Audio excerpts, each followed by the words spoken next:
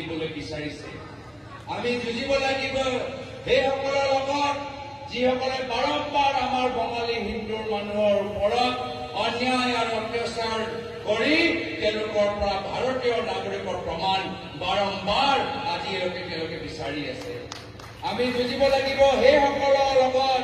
যিসকলে দুখীয়া মানুহৰ ঘৰ বুলডোজাৰ চলাই ভাল পায় পৰৱৰ্তী সময়ত আমি যেতিয়া কংগ্ৰেছৰ চৰকাৰ গঢ়ি তুলিম তেওঁলোকৰ মাটি সম্পত্তি কাঢ়ি লৈ আমি দুখীয়া মানুহৰ মাজত ৰাহুল গান্ধী ডাঙৰীয়াই কৈছিল যে বৰ্তমান চৰকাৰ আতংকিত বৰ্তমান চৰকাৰ শংকিত তেওঁলোকে গম পাই গৈছে যেতিয়া ভৱিষ্যত কংগ্ৰেছৰ চৰকাৰ আহিব ইমান যে কেলেংকাৰী কৰিছে ইমান যে ডাঙৰ ডাঙৰ ঠিকাদাৰৰ লগত ফ্লাইঅভাৰ বনাই কেলেংকাৰী কৰিছে প্ৰত্যেক কেলেংকাৰী হিচাপ জনসাধাৰণক দিব লাগিব জেললৈ যাব লাগিব আমাৰ চিন্তা হৈছে যে যিদৰে প্ৰায়ত তৰুণ গগৈদেৱ 15 বছৰ শাসন কৰি দুখীয়া মানুহৰ বাবে চিন্তা কৰিলে ল'ৰা ছোৱালী উচ্চ শিক্ষাৰ বাবে চিন্তা কৰিলে সজাই বাবে তেখেতৰ এটা বিশেষ মৰম তেওঁ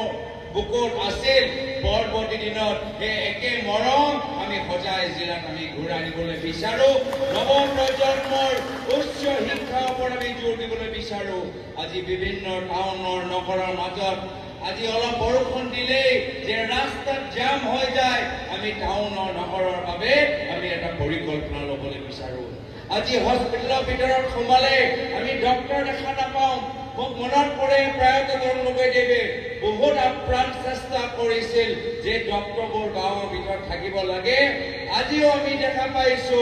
10 বছৰ কেন্দ্ৰত বিজেপি চৰকাৰ ৰাজ্যত বিজেপি চৰকাৰ কিন্তু হস্পিটেলত গ'লে আমি ডক্টৰ দেখা নাপাওঁ আমি সেই পৰিস্থিতি আমি সলনি কৰিবলৈ বিচাৰো আমি নিজৰ মাজত হিংসা ঘৃণা নহয় আমি নিজৰ মাজত এটা বৰ অসম গঢ়ি তোলা এটা দায়িত্ব আমি ল'বলৈ বিচাৰো আমি সকলোৱে একগোট হৈ কান্ধ মিলাই আমি পাৰিবলৈ আমি চেষ্টা চলাই আছো আৰু সেই কাৰণে আজি বৰ্তমান বিজেপি চৰকাৰ আজি শংকিত হৈছে মিছা আৰু অপপ্ৰচাৰৰ ওপৰত নিৰ্ভৰ কৰিছে কিন্তু মোৰ অসমৰ মানুহৰ বিবেকৰ ওপৰত মোৰ দৃঢ় বিশ্বাস যে আমি 10টা বছৰ এই বিজেপি চৰকাৰক দিলো আৰু 10টা বছৰ দুখীয়া আৰু দুখীয়া হৈ গ'ল ধনী আৰু ধনী হৈ গ'ল আৰু নহ'ব আৰু নচলিব আমাক লাগে বাস্তৱ পৰিৱৰ্তন আমাক লাগে মাটি পট্টা অধিকাৰ আমাক লাগে এটা উজ্জ্বল শান্তি প্ৰীতি আৰু সম্প্ৰীতি থকা অসম এই কাৰণে আজি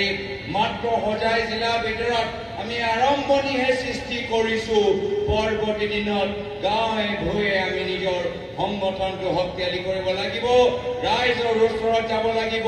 বয়োজ্যেষ্ঠসকলৰ পৰা আশীৰ্বাদ বিচাৰিব লাগিব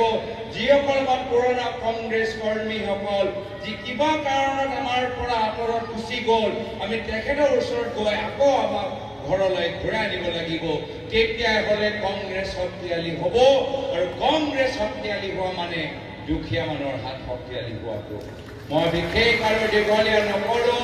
আজি যথেষ্ট কষ্টৰ মাজত আপোনালোকে ওলাই আহিছে কিন্তু এটা কথা ভাল লাগিল যে আজি আমাৰ যাত্ৰাত যিদৰে নগাঁৱত বৰষুণ দিছে ইয়াত বৰষুণ দিয়া নাই যিদৰে বেলেগ অঞ্চলত প্ৰখৰ ৰ'দ দিছে ইয়াত প্ৰখৰ ৰ'দ দিয়া নাই আজি বতৰো আমাক সহায় কৰিছে